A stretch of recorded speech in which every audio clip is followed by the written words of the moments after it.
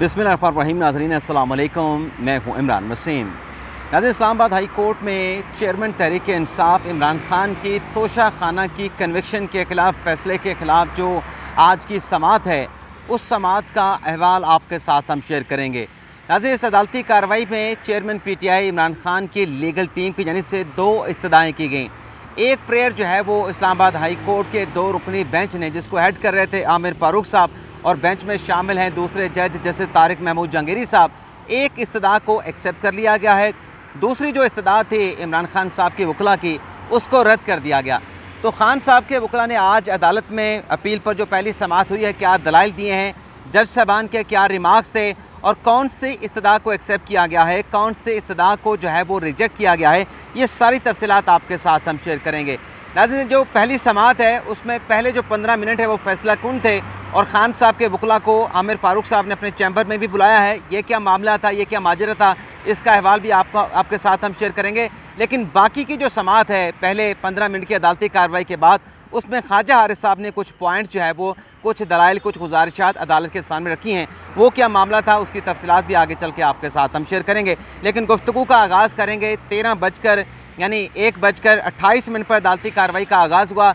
2 से 3 केसेस सुने आमिर फ़ारूक साहब ने, जो कि DB बेंच था। उसके बाद खान साहब की जो अपील है, उस अपील पर पहली समाअत का 1:29 पर अदालती कार्रवाई का आगाज़ हो गया। कल के आखिरी व्लॉग में हमने आपको बताया था कि इस केस में जो खान साहब की लीगल टीम है वो 15 वकला पर मुश्तमिल है। तो 15 वकला से ज़्यादा, तकरीबन कोई 2 से ढाई दर्जन वकला जो है वो रोस्टम पर मौजूद थे। लतीफ़ खोसा साहब ने आज लीड किया, ख्वाजा हारिस साहब बाद में आए, कमरे अदालत में मौजूद थे। लेकिन दलाइल का आगाज़ जो है एडवोकेट लतीफ़ खोसा साहब ने कहा। खोसा साहब ने पहले चीफ जस्टिस के हवाले से कहा कि चीफ जस्टिस जो है इस्लामाबाद हाई कोर्ट का, उसके नीचे जो जुडिशरी होती है उसके वालिद की तरह होता है। इस्लामाबाद हाई कोर्ट की लोअर जुडिशरी के ऊपर सुपरविजन है। तो कहा गया कि देखें, आपने हुक्म दिया, आपका ऑर्डर जो है वो नीचे से नहीं माना गया जज दिलावर हुमायूं साहब ने, और जो हमारी डिफेंस की एप्लीकेशन थी, डिफेंस की विटनेस के हवाले से, उस पर आपने नोटिस कर रखे थे, लेकिन उसके हवाले से भी रिगार्ड नहीं किया गया ट्रायल कोर्ट ने। और फिर जो वकला के हवाले से जो नोटिस किए जा रहे हैं, जो जज हुमायूं दिलावर साहब की फेसबुक पोस्ट हैं, उनसे मुतल्लिक़ खोसा साहब ने कहा कि हमारे जो वकला हैं कभी भी अदलिया के हवाले से कोई ऐसा वक्त आया तो वकला हमेशा अदलिया के साथ चट्टान की तरह खड़े रहे। लेकिन हमारे एक वकील को कल 8 घंटे तक जो है वो FI ने हब्से बजा में रखा। नईम हैदर पंजोता के बाद अब ख्वाजा हारिस को जो है FI ने नोटिस करके तलब कर लिया है। आमिर फ़ारूक साहब ने कहा कि मुझे पता चला है, मेरे नॉलेज में बात लाई गई है, इंतज़ामी साइड पर इस पर कुछ ना कुछ करेंगे। फिर बाबर अवान साहब रोस्टम पे आए। बाबर अवान साहब ने भी जिक्र किया इस तरह के वाक़यात का, जो उनकी बेटी के घर जो है इस तरह से आए थे लोग, उसका भी जिक्र किया।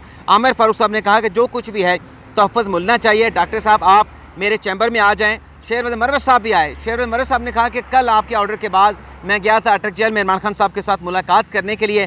तो अभी मैं पिंडी मैंने अदालत में मौजूद था, तो मुझे पता चला कि अटक में मेरे वहाँ जाने के ऊपर खान साहब से मुलाकात की हमने जो कोशिश की, उसके ऊपर मेरे खिलाफ जो है और उमैर नियाज़ी के खिलाफ जो है मुकदमा दर्ज कर लिया गया है। शेरवज़ मरवत ने कहा कि मेरे ऊपर इल्ज़ाम लगाया गया कि मैंने वहाँ पर कोई मुज़ाहमत की है, पुलिस वालों के कपड़े फाड़े हैं।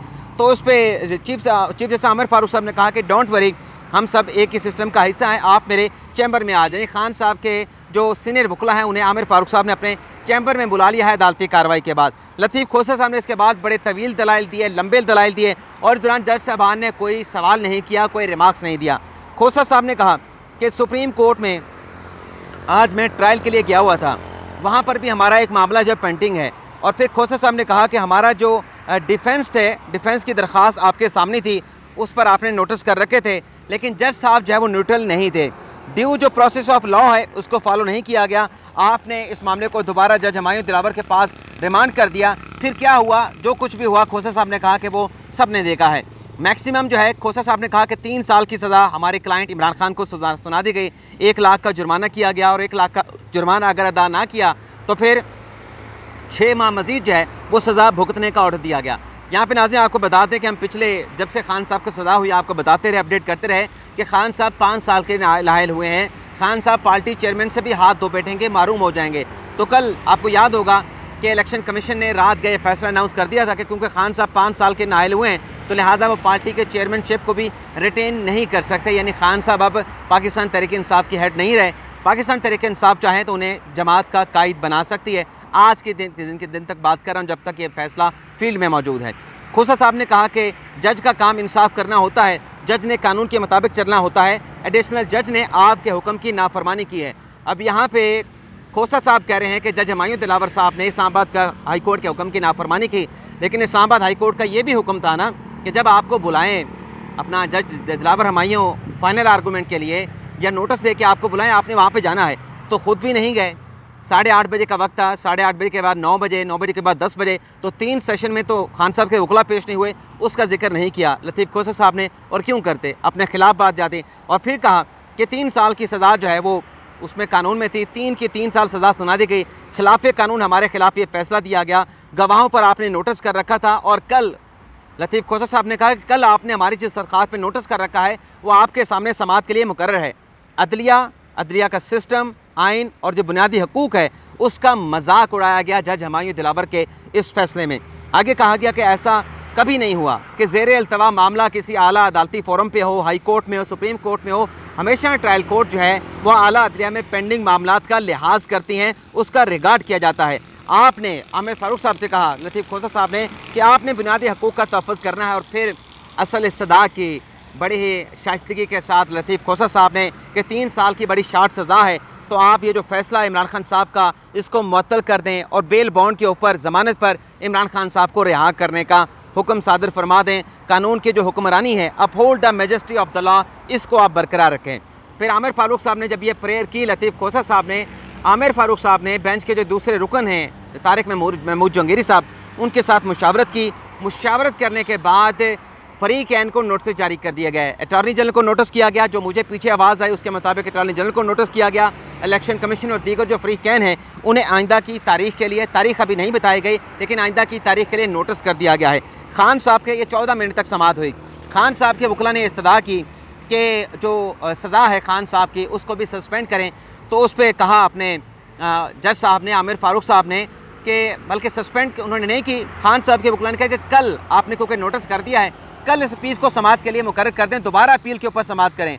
तो आमिर फारूक साहब ने कहा कि इतनी जल्दी समाअत नहीं हो सकती, क्रिमिनल अपील है, ट्रायल कोर्ट से ये केस यहाँ पे आप अपील की सूरत में लेके आएँ, नीचे से रिकॉर्ड आना है। और ये ख्वाजा हारिस साहब को इस बात का इल्म था, अपना लतीफ़ खोसा साहब को इस बात का इल्म था। आप नाज़रीन को भी याद होगा कि जब पनामा के केस में एविल फील्ड के मुकदमे में पहले रेफरेंस में, नैब के पहले रेफरेंस में नवाज शरीफ को सज़ा हुई थी, तो उसके बाद जो अपील इस्लामाबाद हाई कोर्ट में आई थी, पहली 3-4 समातें तो जो अपना एहतसाब अदालत है वहाँ से रिकॉर्ड आने में, उस रिकॉर्ड को मरतब करने में और इस रिकॉर्ड को जो है वो उसकी पेपर बुक बनाने में लग गई थी। आपको याद होगा कि एक समात पे ख्वाजा हारिस साहब पेश हुए थे कि मैं उसकी जो अपना पेपर बुकें हैं एहतसाब अदालत के फैसले के खिलाफ, वो पेपर बुकें तैयार करा रहा हूँ, मज़ीद वक्त दिया जाए।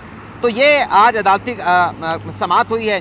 और फिर इसके बाद ख्वाजा हारिस साहब ने जो है वो स्टेयरिंग संभाला है, उसने अदालती कार्रवाई में अपने दलाइल देने का आगाज़ किया। अब ख्वाजा हारिस साहब क्या दलाइल देते रहे, तो इस पर मैं भी आपके साथ डिटेल शेयर करता हूँ। लेकिन जो सज़ा मुअत्तली की इस्तदा थी उस पर जो है वो इस्लामाबाद हाई कोर्ट ने चेयरमैन पीटीआई की अपील पर समाअत मुलतवी कर दी। चेयरमैन पीटीआई की सज़ा मुअत्तली की दरख्वास्त पर समाअत भी मुलतवी। ऑफिस आपका केस समाअत के लिए मुकर्रर कर देगा। चीफ जस्टिस आमिर फारूक साहब ने रिमार्क्स दे दिए हैं, कोई तारीख नहीं दी गई। ये नाज़रीन इस्लामाबाद हाई कोर्ट की इमारत आप मेरे पीछे देख रहे हैं। जहाँ तक लतीफ़ खोसा साहब ने दलाइल दिए वो कवर करके आया हूँ, जहाँ तक हाई कोर्ट ने नोटिस किए वो कवर करके आया हूँ, और तकरीबन कोई 10 मिनट जो ख्वाजा हारिस साहब दलाइल देते रहे वो भी कवर करके आया हूँ।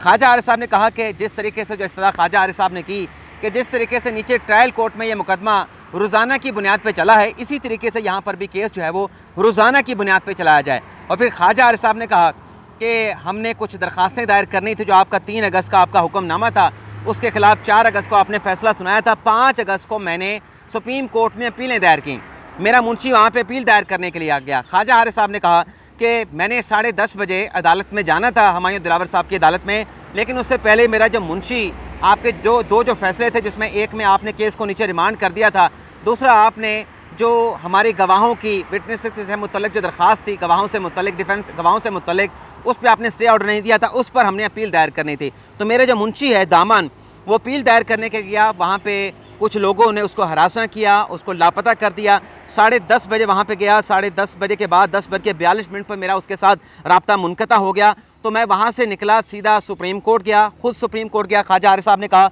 और मैं जाके वहाँ पे जो एडिशनल रजिस्ट्रार हैं रज़ाक साहब, उनसे मिला और मैंने एक दरख्वास्त लिख के उनको दी कि ये मेरे साथ और मेरे मुंशी के साथ हुआ है। मैं खुद जब वहाँ से निकल रहा था, ये दरख्वास्त अपने मुंशी के हवाले से फिर मुझे बताया गया कि दामन बुखारी को रिहा कर दिया गया है। और फिर मुझे वहीं पर पता चला कि क्योंकि 11:45 हो चुके थे और ख्वाजा आरिफ साहब ने कहा कि मैंने वहाँ पर भी जाना था। नैब कोर्ट में भी इमरान खान के ख़िलाफ़ जो अल-कादिर ट्रस्ट का केस है वहाँ पे ज़मानत लगी हुई थी।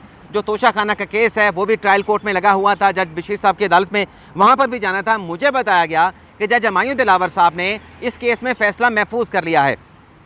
ख्वाजा साहब ने कहा कि मैं वहाँ से निकला और सीधा 12:15 बजे जो है वो जज हमायूं दिलावर साहब के अदालत में पेश हो गया। मैंने वहाँ पर जाके बताया इस सारी सूरत हाल में। तो फिर ख्वाजा साहब ने कहा कि इन हालात में जो जज साहब हैं उनको क्या करना चाहिए था। ये मैं ख्वाजा आरिफ साहब के आखिरी जो दलाइल हैं मैं आपको पढ़ देता हूँ। ख्वाजा आरिफ साहब ने कहा, बल्कि यहाँ पे एक और भी समाअत हुई कि आपका केस जल्द लगा देंगे, कल समाअत मुमकिन नहीं, मैंने तमाम गुजारिशात कर दी हैं, बाकी आप देख लें। ख्वाजा आरिफ साहब ने कहा मेरी तबीयत ख़राब है, कल शायद मैं कोर्ट में ना हूँ, ये भी आमिर फ़ारूक साहब ने कहा। और फिर ख्वाजा आरिफ साहब ने ये भी कहा, अपना आमिर फ़ारूक साहब ने ख्वाजा आरिफ साहब के, ख्वाजा आरिफ साहब नोटिस जारी किया है, जवाब आ जाए तो फिर देखते हैं, मैं 1-2 गुजारिशात अदालत के सामने करना चाहता हूँ। ख्वाजा हारिस ने कहा, ख्वाजा हारिस ने कहा कि मुझे सुने बगैर एक फ़ैसला लिख दिया गया तो इसकी क्या अहमियत है। आपने 6 माह सुनने के बाद ये फ़ैसला करना है कि फ़ैसला सुने बगैर दिया गया। किसी गवाह ने नहीं कहा कि जो कुछ कहा गया है वो दनिस्ता और जानते बूझते किया गया है। अगर ऐसा कुछ लिखा गया तो वो जज साहब ने अपनी जानिब से लिखा, ये अपना ख्वाजा हारिस साहब कह रहे हैं। और ख्वाजा हारिस साहब ने यह भी कहा अदालत से कि जब ऐसी सूरत हाल थी कि मुझे फ़ौरी तौर पर सुप्रीम कोर्ट जाना पड़ा, मेरे मुंशी को उठा लिया गया, गायब कर दिया गया, बाद में छोड़ दिया गया, ऐसी सूरत हाल बन गई थी, तो जज साहब को क्या करना चाहिए था। जज साहब को चाहिए था, ख्वाजा हारिस साहब ने कहा कि जज साहब को चाहिए था कि कहता कि मैं फ़ैसला कर चुका हूँ, अब आपको नहीं सुन सकता। जज ने मुझे मुकम्मल तौर पर नज़रअंदाज करते हुए फ़ैसला सुनाना शुरू कर दिया। जज साहब ने ऑर्डर लिखते हुए लिख देते कि मैं आया हूँ, लेकिन जज साहब ने यह भी नहीं सुना और मेरी हाज़िरी भी जो है वो जज साहब ने नहीं लगाई है। तो ये थी नाज़रीन इस्लामाबाद हाई कोर्ट में समाअत का अहवाल। एक रिलीफ खान साहब को मिला है कि उनकी समाअत दरख्वास्त के ऊपर जो है अपील के ऊपर नोटिस जारी कर दिया गया है फ़रीक़ैन को, लेकिन जो फ़ैसला सस्पेंड करने की इस्तदा थी और जो जल्द समाअत की दरख्वास्त थी उसको रद्द किया गया है। टेक्निकली बिल्कुल दुरुस्त बात है, ऐसा ही होता है। फौजदारी अपील में रिकॉर्ड आता है, फिर फैसले की सस्पेंशन और रोज़ाना की बुनियाद पर समाअत के हवाले से अदालत जो है वो कार्रवाई करती है, फैसला करती है। इजाज़त चाहते हैं नाज़रीन, अल्लाह हाफ़िज़।